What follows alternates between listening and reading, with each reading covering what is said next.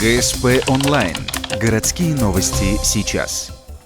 25 июня около 8 часов вечера на 4-м километре дороги Ухта-Ярига произошло серьезное ДТП. Автомобиль «Вольво» двигался со стороны города в сторону поселка Шудаяк. За рулем иномарки находился 30-летний мужчина. Водитель не справился с управлением и вылетел на встречку, после чего врезался в автобус ПАС. Как пояснила инспектор по пропаганде, на этом участке не так много происходит аварий. Там нет колейности, но скоростной режим никто не отменял.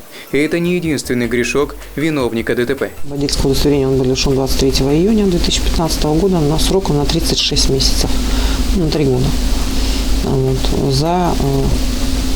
По статье 12.8. Это управление автомашиной в состоянии алкогольного опьянения.